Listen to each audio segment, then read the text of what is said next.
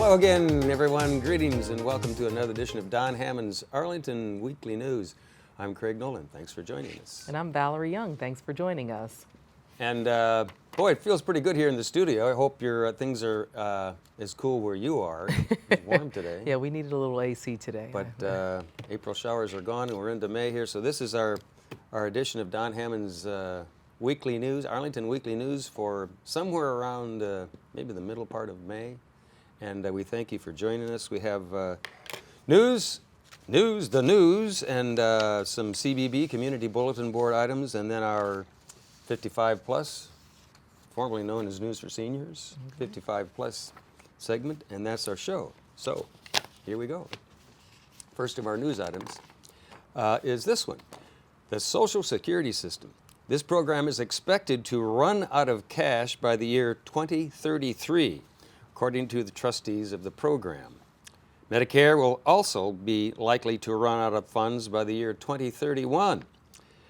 In making an effort to resolve this issue could involve some political opposition, you might think, while doing nothing is likely even worse. Social Security benefits are supplemented by a trust fund, and due to the country's slow economic growth, this fund is expected to be depleted by the year 2033. Some 66 million Americans receive Social Security, and they could see their benefits cut from 23 to 25%. The Biden administration has proposed extending the life of the Medicare Trust Fund by at least 25 years as part of its budget. And this can be achieved through higher taxes on wealthy individuals. However, similar fixes for Social Security have not yet been proposed. With a generation of baby boomers retiring, fewer workers are paying into the Social Security program, which would then support the rising cost of benefits. Receiving the program, take to the problem, will require either higher taxes, lower benefits, or a combination of the two. So we'll see. Stay tuned for that. Valerie. Thanks, Craig. The Yellow Line for Metro riders in the D.C. area has resumed service. Now getting to D.C. will be easier for residents of Alexandria and Arlington. Service has been suspended for 8 months as repairs needed to be done to its deteriorating tunnels and bridges. The Yellow Line has always proven to be a quicker way to D.C. than riders of the Blue Line. The Metro's repair project cost around $384 million to complete. Crews working around the clock were replacing over 1,000 steel plates, mitigating water issues in the tunnel, and upgrading communication cables used by regional entities. Yellow Line trains are currently operating every 8 minutes on weekdays from 6 a.m. to 9 p.m. Trains will also run every 12 minutes all other weekday times and on weekends. In the month of June, service will begin running every 8 minutes daily. Craig? And also, maybe we should just mention a technical note. Aha! Looks much better with this. And thanks to Jay for the optical assist here tonight. Due to technical difficulties, our teleprompter is not with us tonight. Although it's out there, it's not working. So we're doing everything the hard way off the hard copy here. Okay, some more information now on the Yellow Line improvements. The next big news for the Yellow Line is its new station. The Potomac Yard Station in Alexandria is now open and services both the Blue Line and the Yellow Lines. It runs between Reagan National and the Braddock Road stations. Despite this good news, there will unfortunately be a few more projects that will cause temporary closures of at least single tracking. From June 3rd to June 25th, the Vienna, Dunn-Loring, Merrifield, West Falls Church, and East Falls Church stations will be closed on the Orange Line. The Silver Line from Ashburn to McLean will also be cut off from rail service, continuing into Arlington and the district. From June 26th through the 16th, July 16th that is, will yet again be another shutdown from Vienna and Dunn-Loring Merrifield stations. East Falls Church Station will remain open, which will mean the Silver Line will not be impacted by this shutdown. For more information on any upcoming shutdowns and shuttle alternatives, you can visit Metro's website at www.wmata.com.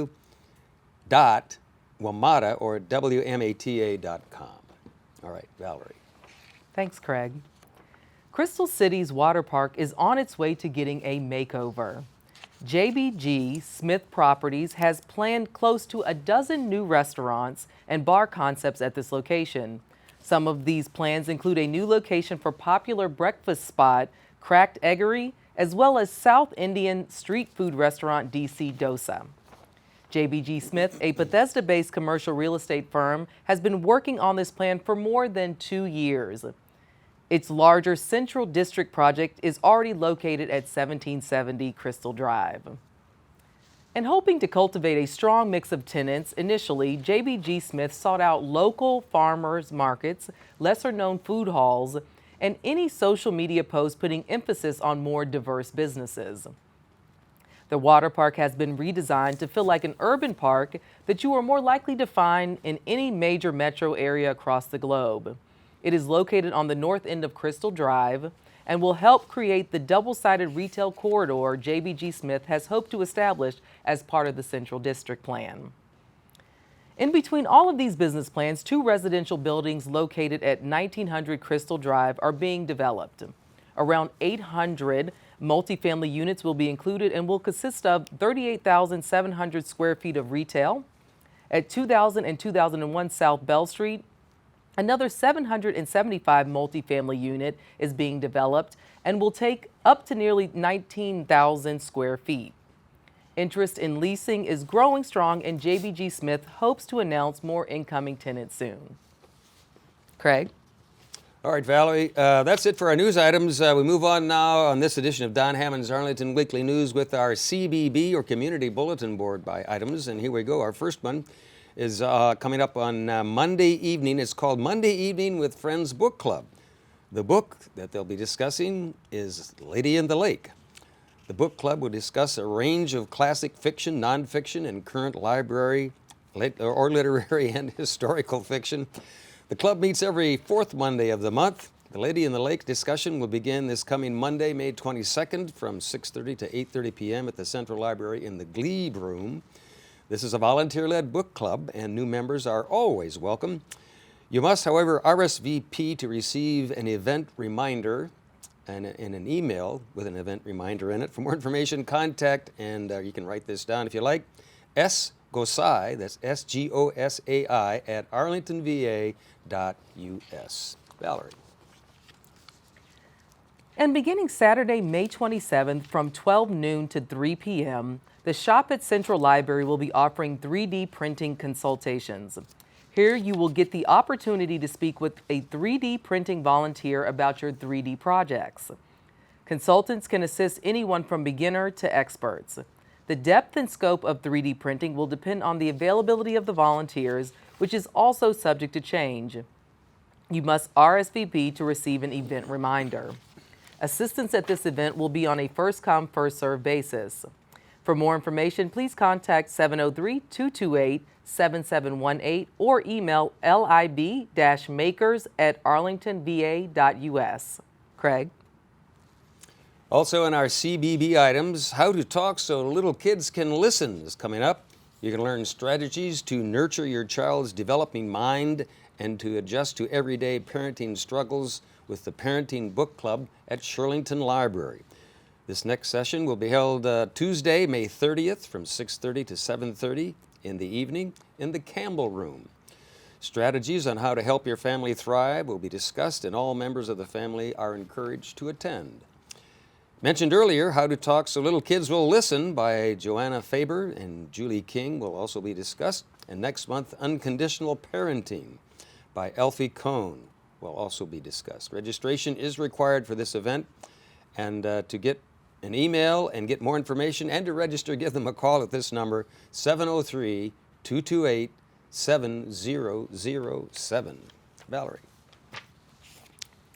Need help with your job hunt? Looking for a career change? Now you can meet with dedicated library staff and volunteers that are ready to help over at the Columbia Pike Library. Thursday, June 1st from 6:30 p.m. to 7:45 p.m. Get help with your job search, resume, and also get further resources that will put you one step closer to getting employment. Feel free to bring your laptops or use one of the library computers. You can also join the Arlington Job Seekers Meetup, where you can meet up with other job seekers. The program is also run by the Arlington Public Library. Again, the next date and time for this event will be Thursday, June 1st from 6:30 p.m. to 7:45 p.m. at the Columbia Pike Library. This event is for adults and you must RSVP for an event reminder. For more information, contact the Columbia Pike Library at 703-228-5710. Craig? All right, Valerie. And up next in this edition of Don Hammond's Arlington Weekly News is our 55-plus news segment. And here we go. Hey, seniors, summer is on its way, so join the rest of the Arlington community for movies and munchies at Walter Reed. Films that have won an Oscar, Golden Globe, Film Festival, or AARP movies will be shown each month this coming summer. For the month of June, they'll be showing She Said on Thursday, June 8th. And on July 13th, they'll be screening Elvis. That's a good one.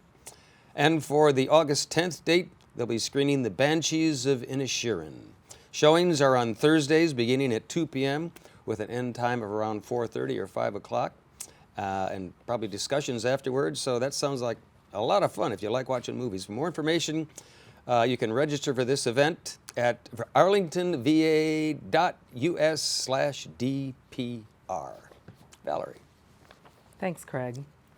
And when it comes to finding cheaper and more convenient vacation rentals, Airbnb has taken the world by storm.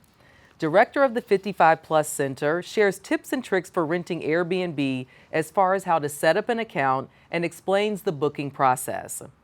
This class will be held on June 1st at Lubber Run from 6 p.m. to 7 p.m. For more information, call 703-228-4747 and register online or by phone at arlingtonva.us/DPR. Craig? All right. And finally, don't you love the sound of that? Our final story for the night is dealing with arts. For opera lovers and learners, here's a chance to enhance your appreciation of the art and drama of opera. Volunteer George Sicchetti, my apologies, George, sets the stage for opera as he provides storyline, composers, and here's interesting backgrounds. Musical selections from well-known operas will be played. Professional commentary will be provided along with group discussions to follow. The session will be every Wednesday starting at 1:30, ending about 3:30 in the afternoon. Next one takes place on June 7th at Lubber Run and will feature Filario by Beethoven. You can register online at arlingtonva.us/DPR, and for more information, give them a call at this number, 703-228-4747. And that's it. Page 10. Page 10 is blank. Yeah. We've reached the end. We've reached the We're end. done. We apologize for our technical inabilities here tonight. We couldn't get the teleprompter working, so we did it the old-fashioned way and read it off the hard copy. That's why we have the hard copy. That's why they make the hard copies. Absolutely. So thanks to Michelle and everybody in the tech room there and our lovely camera operators, and to you as well. Valerie, for watching this edition of Don Hammond's Arlington Weekly News. Stick with us. We'll be around and we'll try this all again. Have a great week. Take care. See you all. See you. Bye-bye. Bye. And now, an Arlington Weekly News throwback.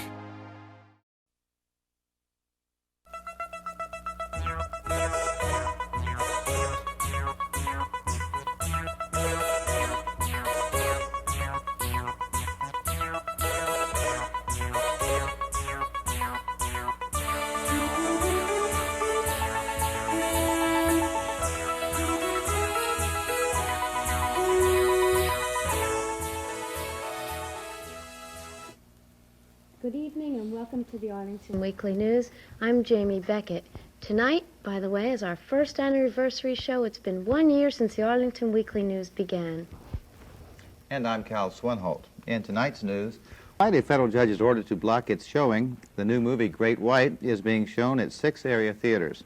Universal Pictures, the producers of Jaws, is suing the producers of Great White because Great White is so similar to Jaws that it infringes on copyright and trademark rights. Manager of the Arlington Theater on Columbia Pike, Pat Rosensteel, said she has been waiting for someone to pull the movie from viewing, but no one has shown up yet. Unlike the blockbuster Jaws, the turnout for Great White has been moderate because, according to one theater manager, Great White simply is not as good. And in a moment, John Patterson talks about hiking, fossils, and campfires.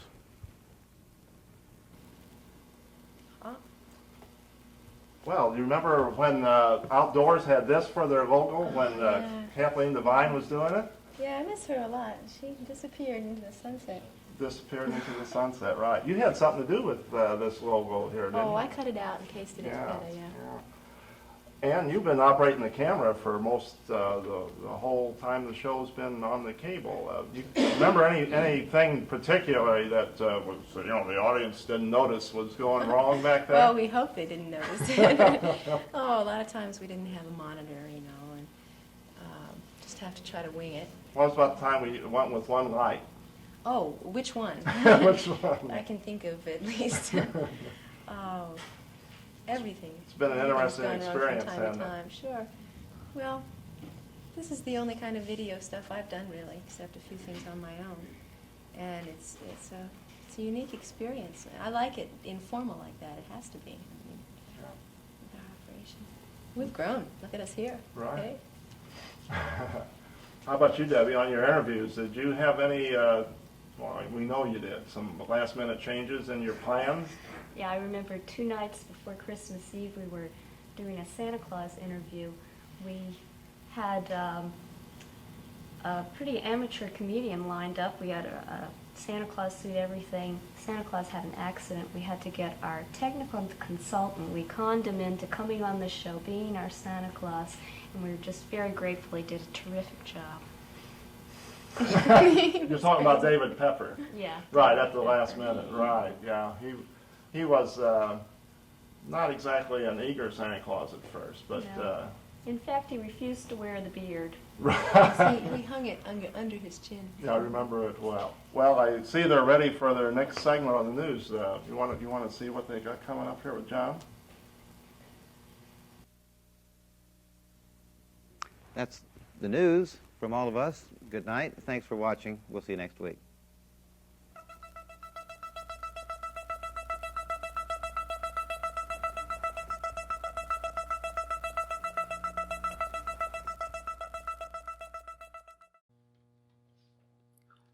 The Arlington Weekly News has always been about more than just plain news. There were always certain specialized segments, some of which evolved over the years.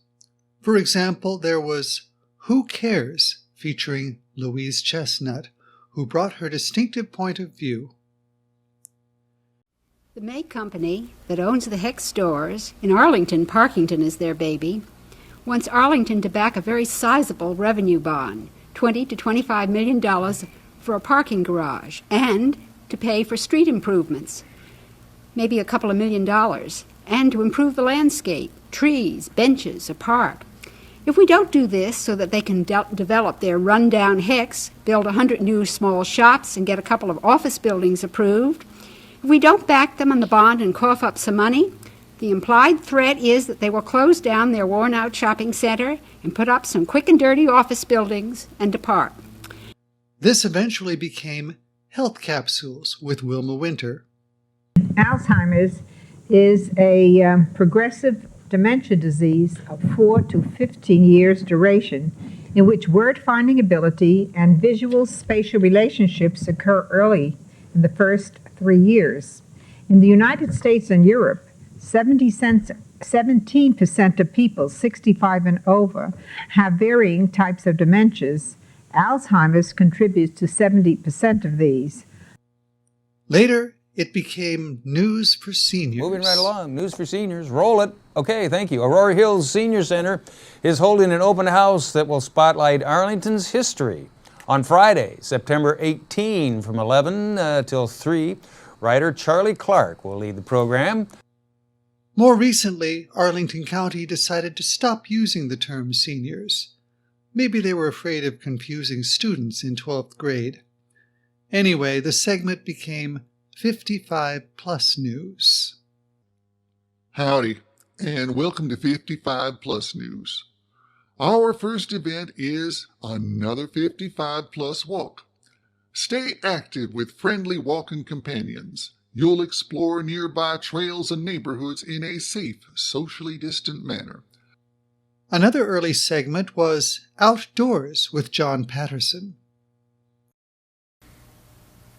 Hi, I'm John Patterson. Welcome to Outdoors. And I want to say, wasn't that a beautiful weekend this weekend? I don't think we could have ordered a better one for this time of year. And we were at Potomac Overlook Regional Park, and it was nice to see all the people walking and riding bicycles and just enjoying nice spring weather.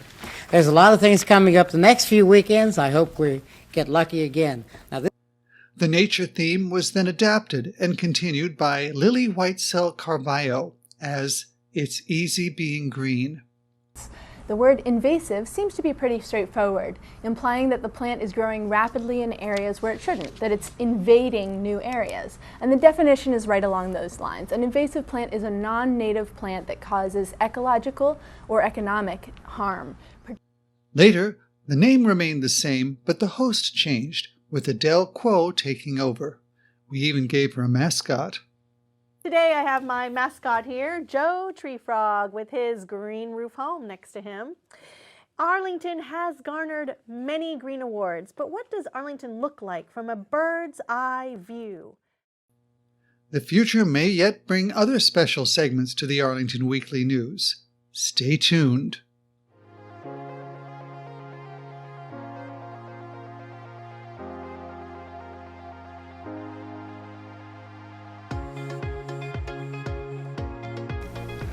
I'd like to take a look back at the opening of the shows, going almost back to the very beginning.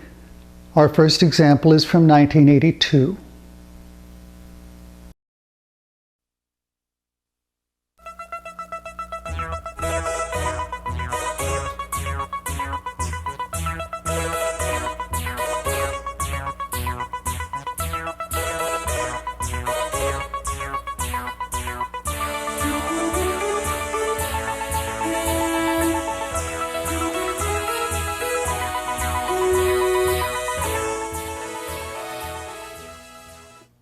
That first theme was made using an Electrocomp 101 synthesizer with 4 tracks recorded on a TEAC 2340 reel-to-reel tape machine. It was submitted to a contest and won by virtue of being the only entry. However, by the late 1980s, I decided it was time for an upgrade. In addition, Arlington Community Television, as it was then known, had acquired an Amiga computer capable of simple animation, so I came up with a new opening that included video. I had also acquired a new keyboard with a more realistic sound.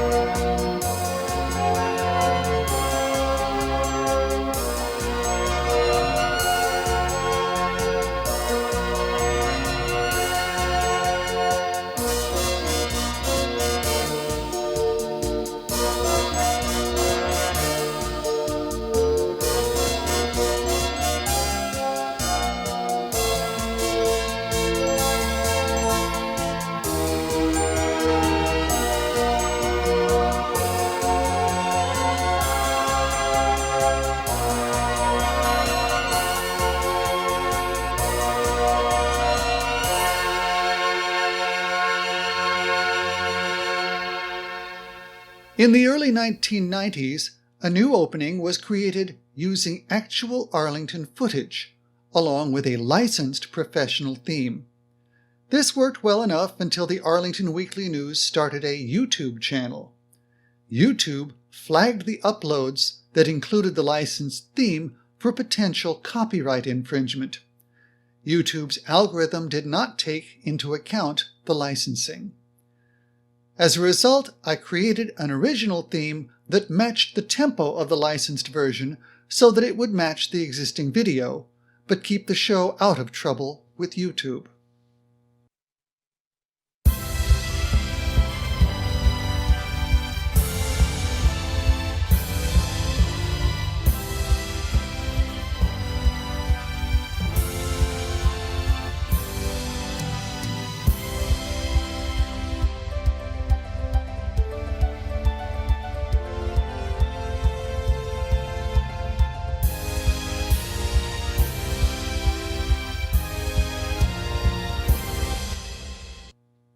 Since Arlington's name originated as a town in England, there was another opening honoring Queen Elizabeth. Bend your heads and go insane, for on this day Queen Elizabeth's reign becomes the cause of great euphoria and breaks the record set by Queen Victoria. You might not care depending on your views. And by the way, it's the Arlington Weekly News. There was also a special opening, which was used for quite some time, created by crew member Corwin Roncase. All right, everyone to your places. We're ready in here, sir. How are we in the studio? Stand by, sir. Hit the lights. Yes, sir. Quiet on the set, please. We're on in 6, 5, 4, 3, 2.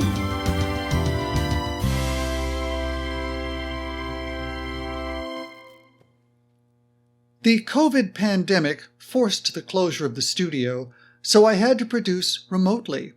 The final openings reflected the limitations.